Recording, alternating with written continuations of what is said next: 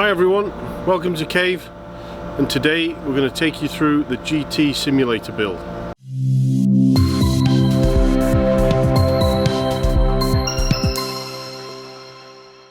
Okay, so now we have got rid of him, let me take you through the whole build bit by bit. Before we start, let me just thank Darren, James and David at Base Performance for sourcing the chassis for me, and their help with buying additional parts from ProDrive and Cosworth. As you can see from the original pictures, it was a bare shell, looking pretty sorry for itself. However, it did have a proper roll cage, and by throwing on some doors and a few body panels, I at least had something to work with. Using the roll cage serial numbers as an initial guide, a quick search on the net took me to the ROFGO website and the real GTE. This is where the inspiration came from, to do a build inspired by the race car in its original clothes. Also, in my personal opinion, it is one of the most iconic color schemes in motorsports. Sadly, some of the interior parts are no longer in production and spares are like rocking horse droppings, so a bit of creative thinking was required. The only part that I did manage to source was the central console. Everything else was designed and made to work on the fly. In truth, the interior should have been paired with the round wheel, but I prefer the GTE style wheel, so that is what we are going to aim for. The easiest thing to start with is to just go out and buy all the parts you know you will need, whilst at the same time trying to plan how they will get mounted to the chassis and where all the wiring will go to keep it all clean and tidy. So this is my build parts list, which always evolves over time, but in general almost everything is still in use. The obvious starting point is the seats, and being a full car I decided to have both driver and co-driver. A tight fit inside the roll cage, but they are super comfy. The BDH Bazooka shifter, now replaced with the HSQ version, was paired with the Simtag handbrake, so any type of car can be driven.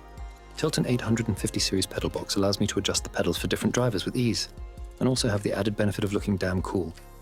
These are plumbed into some ex-NASCAR brake calipers with adjustment via the brake bias. A Simucube Ultimate motor was a no-brainer, simply because it is the best, and why wouldn't I? Given that Granite devices are only a 1-hour train ride from me. Sadly, the active pedals would not fit, so they are on a small static rig in the corner of the shop. All the sensor inputs are wired directly into the rear port on the motor and controlled via the TrueDrive software for now. The Cosworth 10.3-inch display along with the ECU provides the dash screen, with a Stream Deck XL in the center console.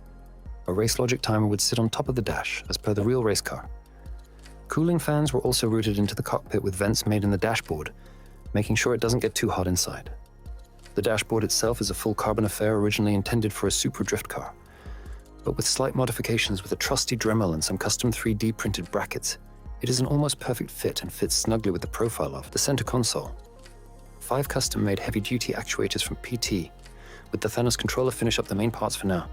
Over time, more bits would be added, including seat-mounted shakers, audio feeds for microphones and headset sets, wide-angle cameras for in-car video feeds back to the control room, and LED strip for ambient light control.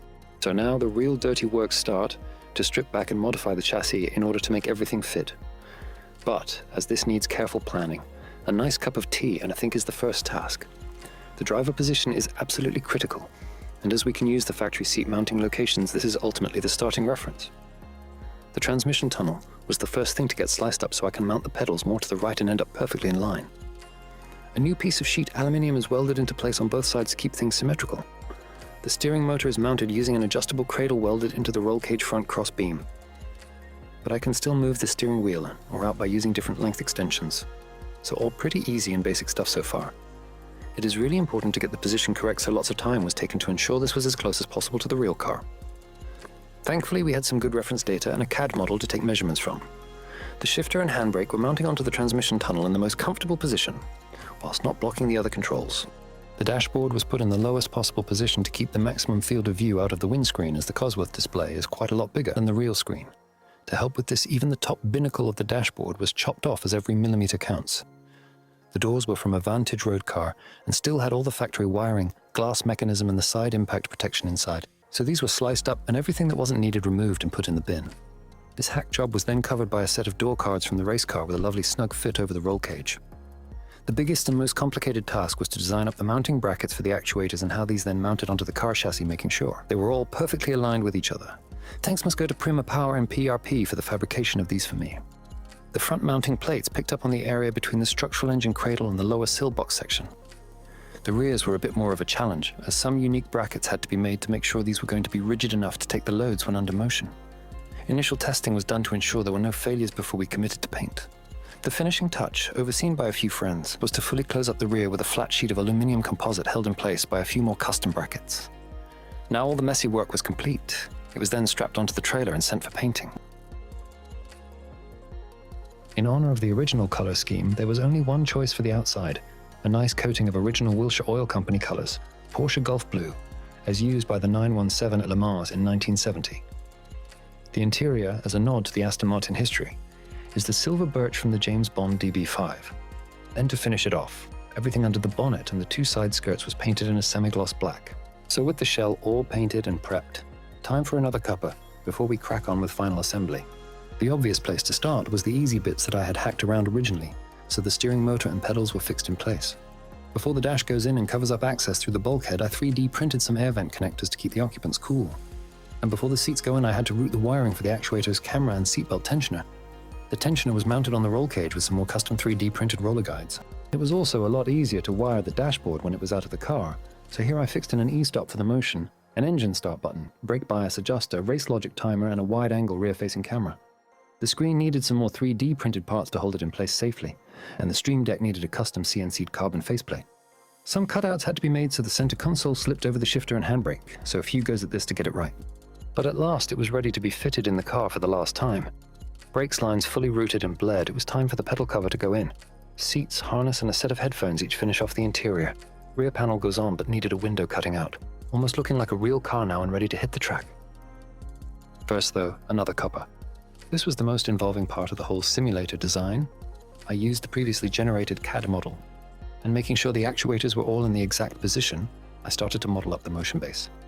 Using 3D parametric modeling software is the simplest and easiest way to start playing with the various parts, and making them move as it would in real life. Here I defined the 4 degrees of freedom and got a feel for what the motion envelope would be.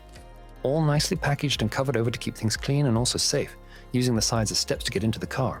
The platform has 300 millimeters of heave, 25 degrees of roll, 20 degrees of pitch, and 15 degrees of yaw. So in other words, plenty of movement, and way more than you would in any real car, unless something has gone badly wrong.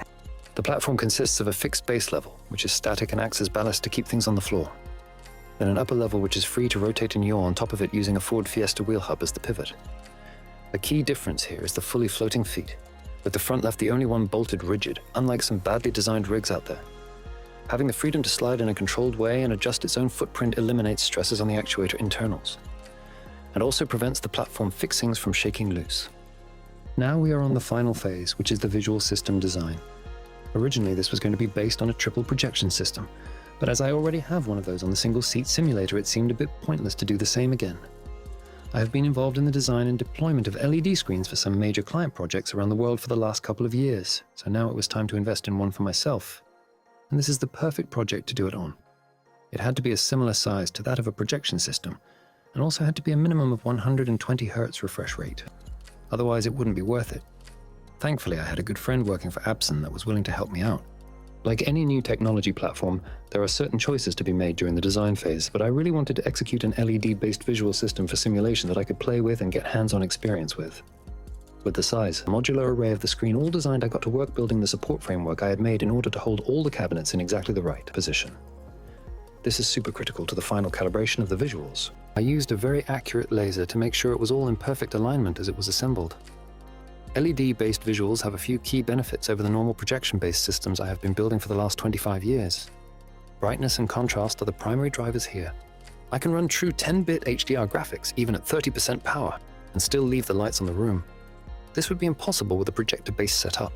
Also, the ability to run races set at night is a major bonus, as this is very tricky to do with projectors unless you use optical blending masks. With projectors, there is quite a lot of pixels thrown away either in the blend zones or as overspilled due to the curvature of the screens. Plus, the projectors are always at risk of drifting out of alignment, so close monitoring of this is always needed to ensure perfect warp calibration. With an LED-based screen, each pixel is always fixed in 3D space and is very close to a one-to-one mapping, meaning the calibration is a one-time only process. In total, there was 180 cabinets and 360 LED modules, split exactly into 3 sections to represent a simple triple screen configuration. Each section is driven by its own dedicated Navasta MX40 and would require 15 Cat5 feeds from the processor. This keeps the wiring in vertical columns, which is needed for minimal latency. Whilst not the highest resolution available, this is only 1.8mm pitch, mainly due to my available budget. A system resolution of 3.7 arc minutes per OLP is just fine for my needs. Modules of 1.5, 1.2, and even 0.9 pixel pitches are available, also in refresh rates up to 240 Hz. However, for this screen, it means the render stats are a solid 250 to 300 frames per second. At long last, I am on the final stretch of this journey. It has taken way longer than I wanted, but real customer projects always have to come first. The chassis gets a custom-themed livery as a tribute to the original car, with thanks to everybody that was either a supplier or helped me along the way. Not a bad-looking thing in the end, and I hope you all think I have done it justice. Finally, I can now focus on the calibration of the visuals and configuration of the audio. A massive thanks must also go to Genelec, who provided the kick-ass setup for me. It has 10 speakers and 2 large subwoofers, basically split into an upper 5.1 array and a lower 5.1 array, designed to give around an average of 85 SPL and can definitely be as loud as a real race car. In the control room, there is also full two-way communications between the engineers, driver and co-driver, as well as the Blackmagic Design A10 broadcast box that allows me to stream any of the video feeds or record the sessions. Most things are powered via SIM hub inside the car, and I use Assetto Corsa as the base game environment, but with Content Manager and Pure to really get the best out of the visuals and let the LED shine. Other finishing touches includes the live telemetry and an ever-increasing library of car models and real-world data to ensure this is as close to the real things as possible. Of course, it isn't a patch on the professional simulators I get to build with my day job, but there is no way I can afford one of those for my own use, so this is the best I can do for now. The CFA Foundation continues to grow too, with an ever-growing pool of young Finnish driver talent using this as their training tool. I am more than happy to give up my time, and along with everybody involved, it is an absolute honor to be able to help them in their journey. So now the moment you have all been waiting for, including myself, a fully functional system all done and dusted. The only thing left to do now is to use it. I hope you have all enjoyed this, but please let me know if any of you would like to see or dig deeper into anything shared in the build. Now on to the next project, after a cup of tea of course.